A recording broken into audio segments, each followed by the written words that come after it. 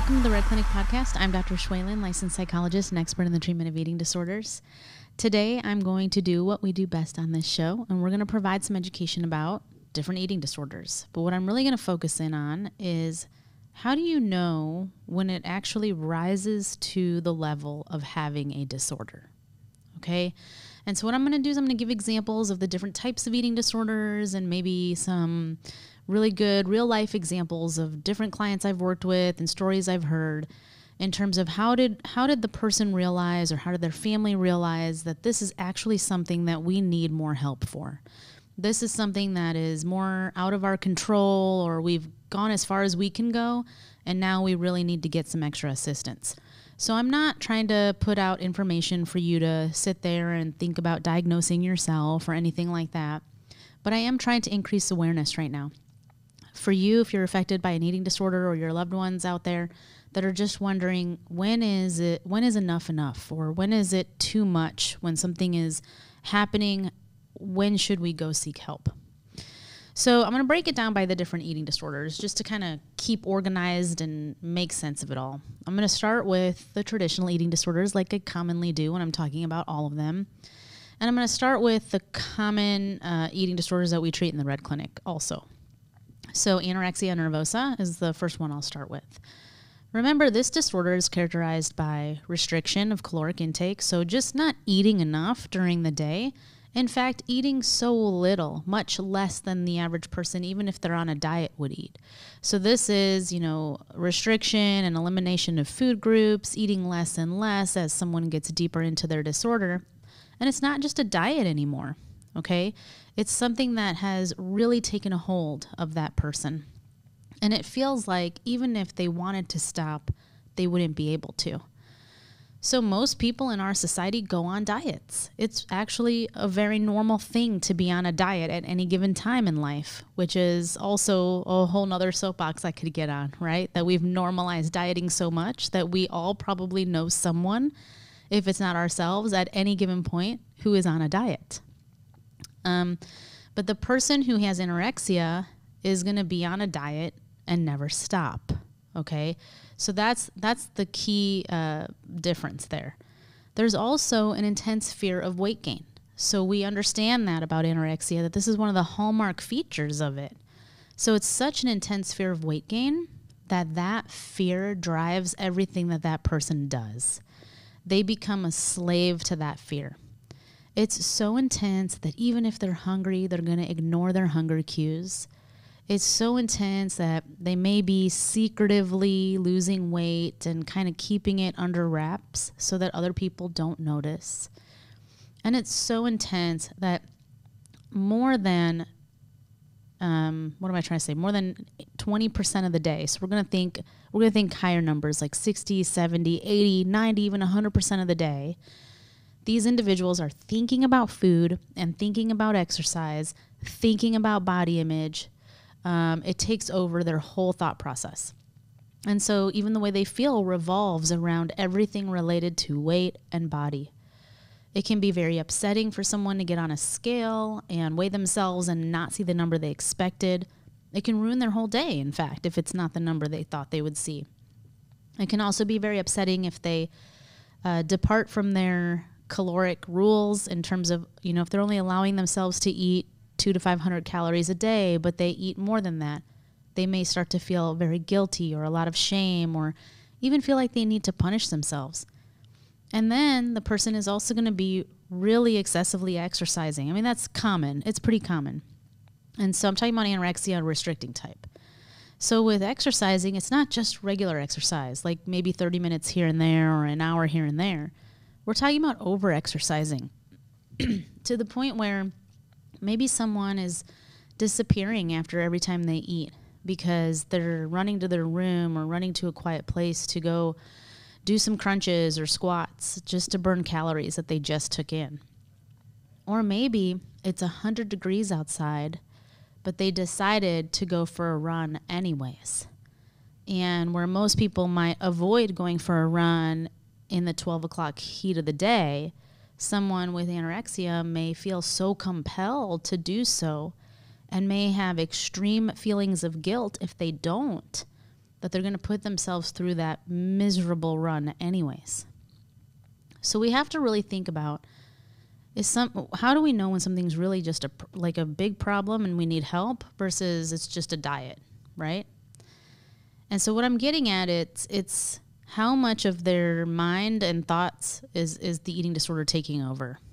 Is it more than 20% of the day that they're thinking about food and body? And the reason I say 20% is because most people are going to think about food at some point during the day. Either they're going to get hungry, or they're wondering what's for dinner tonight, or they have a family and they have to plan the meal. So that's normal to kind of think about it at some points in the day. What's not really normal, what's more rising to a problematic level, is when it's all they think about. The interesting thing about our brain is that if we deprive it of food, it will think about food. It's our body's way of trying to survive. It's our body's way of trying to stay interested in the fuel, right? Keeping you interested in fuel so that you will provide it with energy and calories that we need to get through the day. And then you want to think about how bad are you feeling if you do eat or if you do miss a workout. Is this something that you're going to beat yourself up over all day? Is it something you're going to lose sleep over? Then we may have a real problem. Now, another way that you can tell if you have an eating disorder that's really, truly rising to the clinical level and you need help is thinking about how much it's impacting functioning across other domains of your life. So do the thoughts about food and body image and all the feelings of shame and guilt, are they following you everywhere you go? When you go to work, you can't escape the thoughts. When you're at school, is that all you're thinking about? Are you looking at other people and comparing yourself to them? Are you judging other people for what they're eating? When you're trying to fall asleep at night, are you so hungry that you actually can't sleep because all you can think about is breakfast? These are signs that there is something going on that is more than just a diet. These are signs that your difficulties have risen to a level that absolutely needs some help. Now, I can go into some examples for bulimia nervosa as well. So with bulimia, we know that the characteristic diagnostic criteria is some form of binge eating and some form of purging behavior that has to occur in order for a person to have bulimia. So we know a binge is characterized by the DSM, this is our Diagnostic and Statistical Manual, as eating more food than the average person would in a discrete period of time. And they usually say, like, in about 2 hours, are you eating more than the average person would? But we know from real life that binges can take all different forms. So I'm going to put some examples of those out there because I think it's important to really think about what happens in real life. And then we also know that there's a compensatory behavior for that binge. And so compensatory behavior is exactly what it sounds like. It's what is the person doing to compensate for all the calories that they just took in? And what those can look like are things like inducing vomiting, use of laxatives or diuretics, and even over-exercising can be considered a way to purge. So with binge eating, it can look really different than what the DSM just spells out. From all the stories I've heard, from all the clients I've spoken to, you know, especially now with the pandemic and with our cell phone at our fingertips all the time, it is so easy to order food off of things like DoorDash or Uber Eats. And so binges can occur, you know, for individuals through DoorDash orders, for example. They may order a large amount of food, sit down in one sitting and eat the whole thing. And they're spending way more money than the average person might spend to buy a DoorDash meal. So it's expensive to binge, or these days it is. Another way that I've heard binge eating episodes can happen is when individuals may be driving home from work, for example, and they know that they're going to have dinner when they get home with their family, but before they get home, on their way home, they stop at maybe 2 or 3 different drive-thrus and they order supersized meals at each one, and they eat the meal in the car before they get home. Now, they also go out of their way to maybe throw the trash away before they get home and make sure to pay cash so there's no bank record of the transactions. That way, your spouse or your significant others don't find out, and you're able to keep it under wraps, and it's very secretive. The purge usually also happens in secret. So the compensatory behaviors. Are you getting up after every meal and going to the restroom because you make yourself throw up? Are you feeling like you have to get up and move and engaging in more than 30 minutes to an hour of exercise after eating every time you eat, or the majority of time after you eat? Are you using laxatives or doing anything else that you feel is a way to empty yourself of those calories? And then is there a part of you that even likes the way that feels? Because for a lot of people with bulimia, they really talk a lot about how it's an emotional release or some kind of relief to get it out of their body. So think about those things. If you're experiencing those things and they're starting to impact you and they're interfering with your everyday life because it's all you can think about, you feel alone because you have to hide your behavior. And essentially, if you're throwing up after you eat or purging after you eat, these behaviors can be very dangerous. You really don't want to sit on this. You want to get help because you could end up doing a lot of damage to your body. The same is true with anorexia. We know that we could end up doing a lot of damage just through malnutrition, because if you're not getting proper nutrition on a regular basis, your body will start to suffer from that. So that's anorexia and bulimia. What about things like binge eating disorder or avoidant restrictive food intake disorder, or even atypical anorexia? I mean, I talk about all those disorders on here all the time too. So with atypical anorexia, it's kind of the same as anorexia and bulimia. You really want to look to see how much impact do these symptoms or behaviors and thoughts, right, have on your functioning across different domains of your life. Is it at any cost that you're going to avoid eating with friends just so you don't have to take calories in?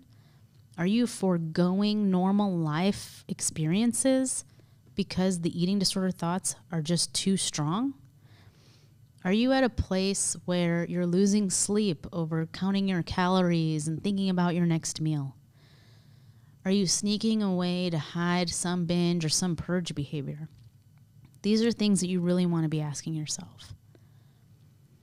With avoidant restrictive food intake disorder, which I always say is just a really long and fancy way of saying picky eating, for families, you want to start asking yourself things about, how much is this impacting just us as a family?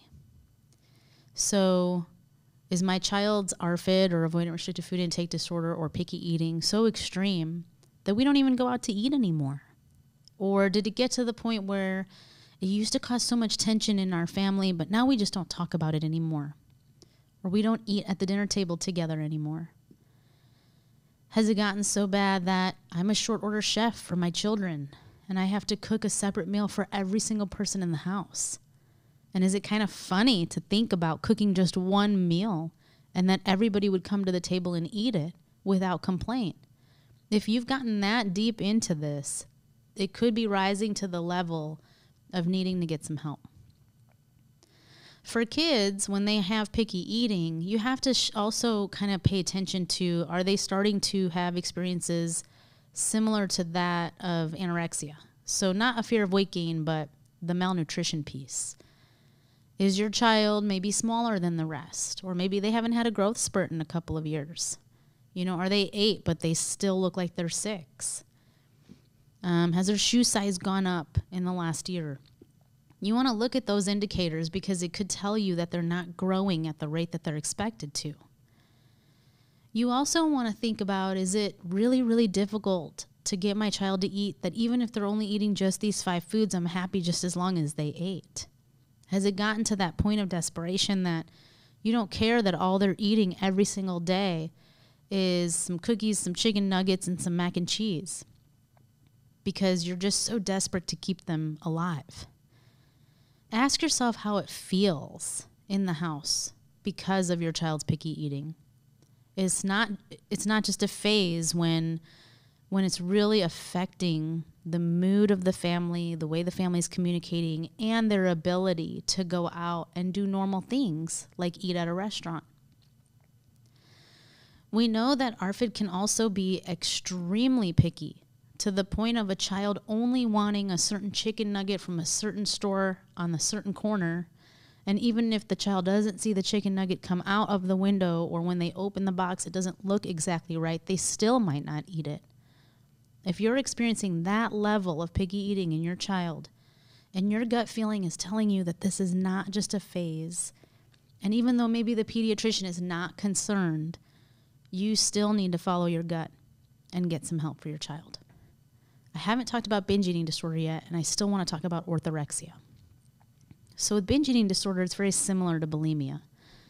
It's characterized by binge eating, but with no compensatory behavior. And so when someone's going through binging episodes, they may feel completely out of control. I've even heard clients talk about feeling like they have these blackout moments. So they don't even remember doing the binge until after it's over, and they kind of wake up from it, and now they realize what has just happened. If you're experiencing any kind of symptom like that, it's risen to the level of where you may need some help. There's also a lot of shame and guilt, and I've been saying that a lot. But guilt is this feeling of, I did something bad that I shouldn't have done, and shame is the belief that you are something bad. And both can happen with eating disorders. And so if you're experiencing those feelings all the time or most of the time because you ate something or because you felt out of control, you definitely could benefit from getting some help.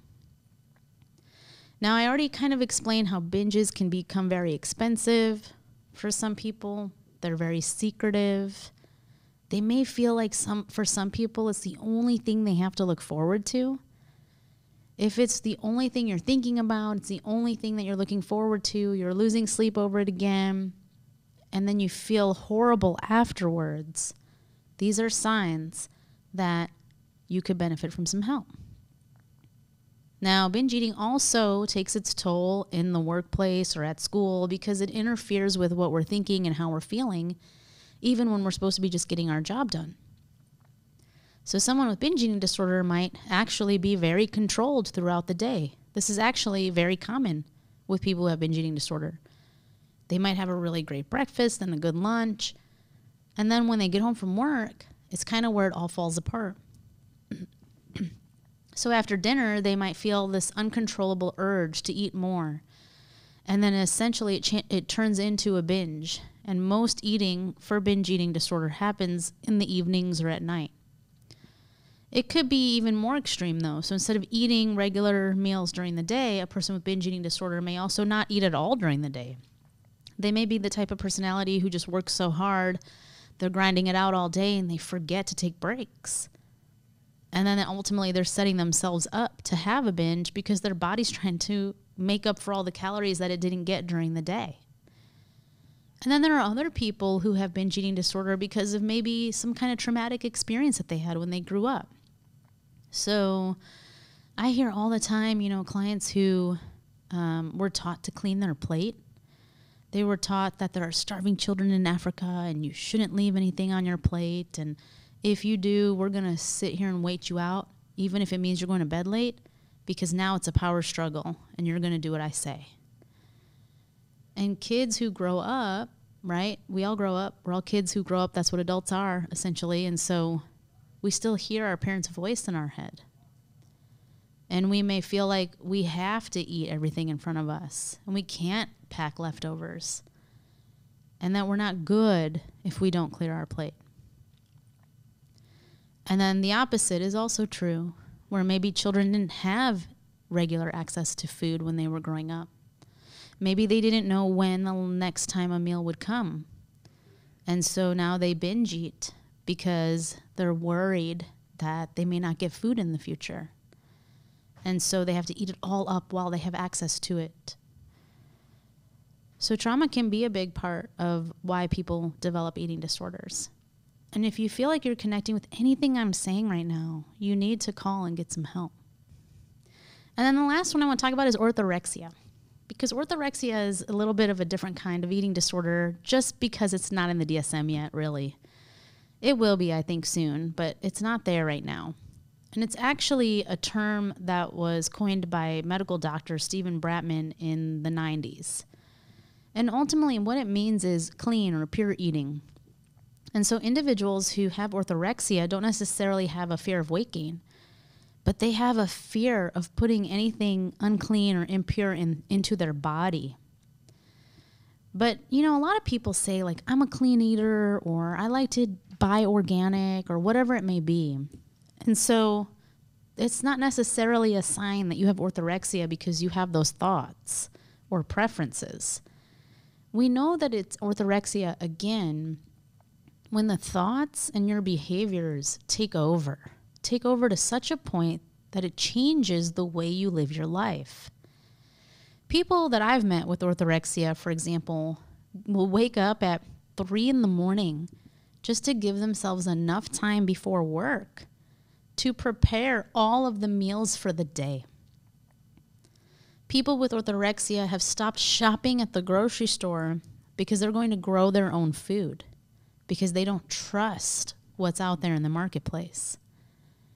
People with orthorexia are spending all their time with other people with orthorexia because we like to have friends that we have things in common with.